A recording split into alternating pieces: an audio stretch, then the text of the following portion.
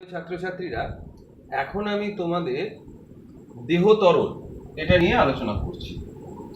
দেহ তরল হলো আমাদের দেহে কোষের মধ্যে, কোষের বাইরে, রক্তনালিকা, রক্তবাহের মধ্যে, নানা জায়গাতে, আমাদের মস্তিষ্ক, সুষুম্না কাণ্ড, নানা জায়গাতে নানা তরল পদার্থ রয়েছে যেগুলো নানা কাজে সাহায্য করে।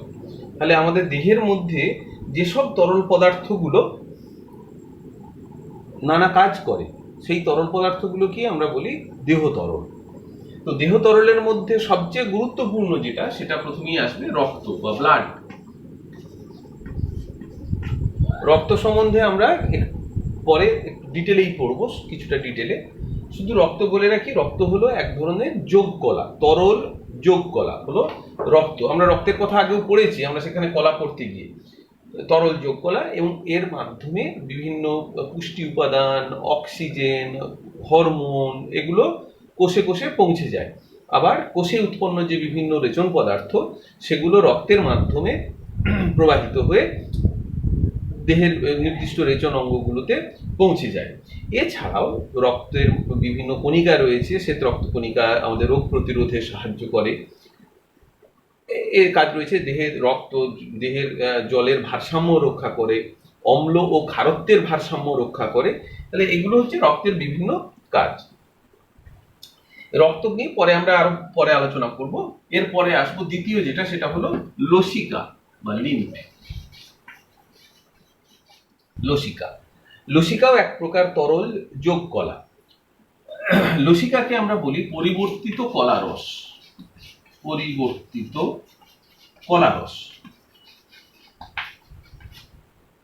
কেন বলি না, লসিকা উৎপন্ন হয়, কলারস কি না, এই ধরো কোষ, এই কোষগুলোর অন্তর্বর্তী স্থানে যে তরল থাকে, মানে কোষান্তর স্থানে, তাকেই বলা হয় কলারস। কলারস কি থেকে উৎপন্ন হয় না, এটা রক্ত থেকেই উৎপন্ন হয়। রক্ত থেকে কলারস তৈরি হয়। রক্তের যে প্লাজমা, জলীয় অংশ রয়েছে, প্লাজমা রক্তরস, সেখান থেকে কলারস সৃষ্টি হয়। কলারসের মাধ্যমে রক্ত থেকে যে পুষ্টি উপাদান, হরমোন, অক্সিজেন, এগুলো রক্ত থেকে প্রথমে আসে কলারসে, কলারস থেকে যায় কোষের মধ্যে। তারপর কোষগুলোতে উৎপন্ন বিভিন্ন রেচন পদার্থ, সেগুলো কোষ থেকে বেরিয়ে কলারসের মধ্যে আসে। তারপর সেগুলো আবার রক্তের মধ্যে ফিরে যায়, শিরার রক্তের মধ্যে ফিরে যায়। কিন্তু যতটা কলারস তৈরি হয় ততটা কিন্তু আবার রক্তে ফেরে না। যদি মনে করো 100 ভাগ কলারস তৈরি হয়, তাহলে ফিরে যায় 90 ভাগ রক্তে, 10 ভাগ থেকে যায়। এই যে 10 ভাগ কলারস থেকে যায়, তাহলে এটা পরপর জমতে থাকলে কোষগুলোর অন্তর্বর্তী স্থানগুলোতে কলারসে পরিপূর্ণ হয়ে যাওয়ার জায়গা থাকবে না। তো তাই যে 10% কলারস, 10% কলারস রক্তে ফেরে না, সেই 10% কলারস থেকে তৈরি হয় লসিকা, যা লসিকা বাহের মধ্যে দিয়ে প্রবাহিত হয়। লসিকা বাহ, লসিকা গ্রন্থি এর মধ্যে দিয়ে প্রবাহিত হয়ে তারপর রক্তে গিয়ে মেশে। তাহলে আমরা লসিকা কি থেকে তৈরি হয়, এই কলারস থেকে তৈরি হয়। এবং লসিকা প্রবাহিত হয় লসিকা বাহ বা সূক্ষ্ম সূক্ষ্ম লসিকা বাহ, লসিকা গ্রন্থি এর মধ্যে দিয়ে। লসিকার সঙ্গে রক্তের কিছু পার্থক্য আছে, সেটাও আমরা আলোচনা করে দিই। যে লসিকার মধ্যে শ্বেত রক্তকণিকা ছাড়া, বিশেষত লিম্ফোসাইট যে শ্বেত রক্তকণিকা, এছাড়া আর কোনো রক্তকোষ নেই লসিকার মধ্যে। আর লসিকার উৎপন্ন হয় কলারস থেকে। আর লসিকার কাজের মধ্যে প্রধান যে কাজগুলো বলবো, সেটা হচ্ছে যে লসিকা যেসব অঞ্চলে রক্তবাহ অনুপস্থিত, রক্তবাহ মানে রক্তজালক, ধমনী, শিরা ইত্যাদি অনুপস্থিত, সেখানে কলাকোষে অক্সিজেন, খাদ্য, মানে পুষ্টি উপাদান, এগুলো লসিকার মাধ্যমে পৌঁছায়। তাই লসিকা কোথায় পৌঁছে দেয় পুষ্টি উপাদান, খাদ্য, এগুলো যেখানে রক্তবাহ অনুপস্থিত সেখানে পৌঁছে দেয়। অতিরিক্ত কলারসকে পুনরায় রক্তস্রোতে ফিরিয়ে দেয় লসিকা। অতিরিক্ত কলারসকে পুনরায় রক্তস্রোতে ফিরিয়ে দেয়। লসিকাতে শ্বেত রক্তকণিকা, লিম্ফোসাইট থাকায় এটা সাহায্য করে প্রতিরক্ষায়, দেহের রোগ প্রতিরোধে সাহায্য করে। এবং লসিকা আমাদের অন্ত্রে ক্ষুদ্রান্তের মধ্যে যে ল্যাকটিয়াল রয়েছে না, সূক্ষ্ম লসিকাবাহ, যা ফ্যাট শোষণ করে, আমরা পড়েছি। সেই তাহলে লসিকাবাহের লসিকা, সূক্ষ্ম লসিকাবাহের লসিকা ভিলায়ের মধ্যে অবস্থান করছে ক্ষুদ্রান্তে, এটা ফ্যাট শোষণে সাহায্য করে। তাহলে এই হলো লসিকার কাজ। এরপরে আমরা আসবো ঘর্ম বা ঘাম। ঘাম বা ঘর্ম তৈরি হয় কোথা থেকে? না, ঘর্মগ্রন্থি, সোয়েট গ্ল্যান্ড থেকে, ঘর্মগ্রন্থি থেকে। ঘামের মাধ্যমে, ঘামে কি থাকে? ঘামে তো জল বেশিরভাগ উপাদান, এছাড়া থাকে ঘামের স্বাদ নোনতা, মানে এতে সোডিয়াম ক্লোরাইড থাকে, কিছুটা সোডিয়াম বাইকার্বনেট থাকে, আর এর সঙ্গে থাকে ইউরিয়া, কিছুটা পরিমাণে ইউরিয়া থাকে, ইউরিক ল্যাকটিক অ্যাসিড থাকে, ল্যাকটিক অ্যাসিড। তো এইগুলো ঘামের মাধ্যমে বেরিয়ে যায়। তাহলে এগুলো সব রেচন পদার্থ। অতিরিক্ত জল, তাহলে অতিরিক্ত জল নির্গমনের মাধ্যমে আমাদের দেহে জলের সমতা রক্ষা করে, তাপ নির্গমনে, তাপের সমতা রক্ষায় সাহায্য করে। কিরকম না, ঘাম যখন নির্গত হয় তখন আমাদের গরম লাগে, ঘাম বেরোয়, মানে কি, ঘাম বেরিয়ে সেই ঘামটা ত্বক থেকে লিনতাপ গ্রহণ করে বাষ্পীভূত হয়। ফলে ত্বক থেকে যখনই লিনতাপ গ্রহণ করে ঘাম বাষ্পীভূত হয়, তখন ত্বকের তাপমাত্রা হ্রাস পায়, ফলে দেহ ঠান্ডা লাগে। অর্থাৎ দেহের তাপমাত্রা নিয়ন্ত্রণে ঘামের একটা ভূমিকা রয়েছে। আর ঘামের মাধ্যমে বেশ কিছু রেচন পদার্থ যেগুলো বললাম, যেমন ইউরিয়া, ল্যাকটিক অ্যাসিড, এগুলো নির্গত হয়। তাহলে ঘাম হলো। এরপরে আসবো আমরা মূত্র। রেচনে আমরা মূত্র সম্বন্ধে আরো পড়বো। মূত্র উৎপন্ন হয় বৃক্কে বা কিডনিতে, মূত্র উৎপন্ন হয়, আর মূত্র জমা থাকে মূত্রাশয়ে। তারপর মানে কিডনি থেকে বা বৃক্ক থেকে গোবিনীর মাধ্যমে মূত্রাশয়ে আসে, তার মূত্রাশয় থেকে মূত্রনালীর মাধ্যমে দেহের বাইরে নির্গত হয়।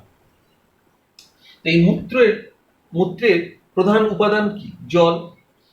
জল ছাড়াও মূত্রের বিভিন্ন উপাদান থাকে, রেচন পদার্থ, যার মধ্যে রয়েছে অ্যামোনিয়া থাকে, এছাড়া থাকে ইউরিয়া, ইউরিক অ্যাসিড,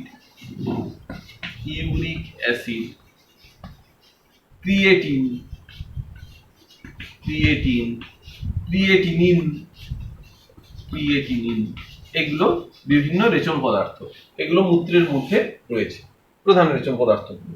তাহলে মূত্রের মাধ্যমে এইসব রেচন পদার্থগুলো দেহের বাইরে নির্গত হয়, ফলে দেহকে সুস্থ রাখতে সাহায্য করে। এছাড়াও দেহে জলের ভারসাম্য, অতিরিক্ত জল খেলে আমাদের মূত্রত্যাগ হয়, আবার জল কম হলে মূত্রত্যাগ কমে যায়, তার মানে জলের সমতা রক্ষা করতে সাহায্য করে। আর মূত্রের মাধ্যমে বেশ কিছু তাপও নির্গত হয়। মূত্র কিন্তু গরম, ফলে দেহে তাপ নির্গত হয়, ফলে মূত্রের মাধ্যমে কিছুটা দেহের তাপমাত্রা নিয়ন্ত্রণও হয়। এরপরে আসবো সিএসএফ, বাংলায় বলা হয় মেরু রস, ইংরেজিতে বলে সেরিব্রোস্পাইনাল ফ্লুইড। তো মস্তিষ্কর মেরু রস বা সেরিব্রোস্পাইনাল ফ্লুইড, এটা কোথায় থাকে? না, আমাদের মস্তিষ্কের ভেতরে গহ্বর আছে, সেই গহ্বর, ফাঁপা গহ্বর মস্তিষ্কের মধ্যে, ব্রেনের মধ্যে, সেই গহ্বরের মধ্যে থাকে।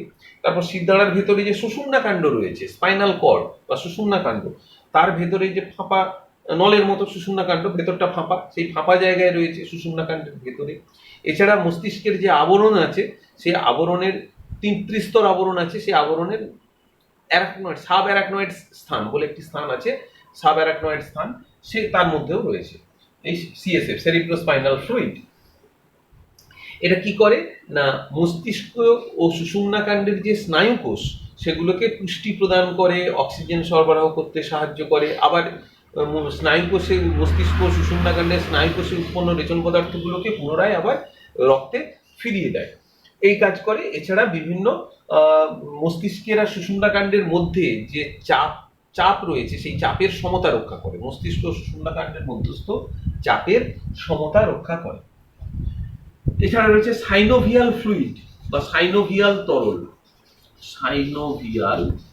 তরল। কোথায় থাকে? অস্থি সন্ধিতে, হাড়ের জয়েন্টে থাকে। এবং হাড়ের জয়েন্টে ঘর্ষণজনিত যে যখন আমরা হাঁটা চলাফেরা করি, নড়াচড়া করি, তখন হাড়ের জয়েন্টে ঘষা লাগে, যাতে ক্ষয়ে না যায়, অর্থাৎ ক্ষয়, হাড়ের জয়েন্টে যে ক্ষয়, অস্থি সন্ধিতে ক্ষয় থেকে রক্ষা করে। যেমন সাইকেল বা বিভিন্ন যন্ত্রাংশ, গাড়ির পার্টসের যন্ত্রাংশের জয়েন্টগুলোতে কি দেওয়া হয়? গ্রিজ দেওয়া হয়, যাতে ক্ষয়ে না যায়। ঠিক এই কারণে এটা সচল রাখার জন্য অস্থিসন্ধিকে সাহায্য করে। এছাড়া অস্থিসন্ধিতে মানে হাড়ের জয়েন্টে পুষ্টি সরবরাহ করতেও সাহায্য করে সাইনোভিয়াল তরল। এছাড়া রয়েছে কলাকোষের তরল, এই যে বললাম কলারস, কলাকোষগুলোর অন্তর্বর্তী স্থানে যে তরল থাকে টিস্যু ফ্লুইড বলা হয়, কলাকোষের অন্তর স্থানে থাকে। এগুলো হচ্ছে কোষগুলোকে সিক্ত রাখে বা ভেজা রাখে এবং বিভিন্ন পুষ্টি উপাদান অক্সিজেন এগুলো রক্ত থেকে কোষে পৌঁছে দেয়, আবার কোষ থেকে বিপাকজাত বর্জ্য পদার্থগুলোকে আবার রক্তে ফিরিয়ে দেয়, কলারস বা টিস্যু ফ্লুইড। লাস্ট হচ্ছে তোমাদের বইয়ে রয়েছে দেখো অনেক সময় কোষান্তর তরল, এটি একটি কোষান্তর না, এটা হবে অন্তঃকোষীয় তরল, অর্থাৎ কোষের ভেতরে যে তরল রয়েছে সেটাই হবে অন্তঃকোষীয় তরল। অর্থাৎ কোষের সাইটোপ্লাজমের মধ্যে, কোষের নিউক্লিয়াস, এই যে সাইটোপ্লাজম রয়েছে, সাইটোপ্লাজমেও তো জল আছে, 70% প্রায় জল, মানে প্রোটোপ্লাজমের 70% জল। তো এই যে তরল সেটা হলো অন্তঃকোষীয় তরল। এরা কোথায় থাকে? এটা মূলত সাইটোপ্লাজমের অংশ, সাইটোপ্লাজমীয় অংশ। তাহলে এখানে এরা কি করে না কোষীয় বিপাকে সাহায্য করে, কোষীয় বিপাক পরিবহন, কোষের ভেতরে যে পরিবহনে সাহায্য করে, কোষের মধ্যস্থ পরিবহন কোষীয় বিপাকে সাহায্য করে এবং কোষের ধাত্র হিসেবে কাজ করে, অর্থাৎ বিভিন্ন কোষ অঙ্গাণুগুলো এতে ভাসমান অবস্থায় থাকে, কোষের ধাত্র হিসেবে কাজ করে। তাহলে আমরা বিভিন্ন রক্তকণিকা এবং তাদের কাজগুলো জানলাম, রক্তকণিকা না সরি, বিভিন্ন দেহ তরল এবং তাদের কাজ জানলাম। একটা কোয়েশ্চেন বলি, 1 নম্বর লসিকার কাজ লেখো। 2 নম্বর মূত্রের মাধ্যমে কি কি রেচন পদার্থ নির্গত হয়। 3 নম্বর সিএসএফ এর কাজ কি কি, এটি কোথায় থাকে। 4 নম্বর সাইনোভিয়াল তরলের কাজ কি কি, এটি কোথায় থাকে। আর 5 নম্বর কলারস কি থেকে উৎপন্ন হয়, এর কাজ কি। লিখে ফেলবে উত্তরগুলো।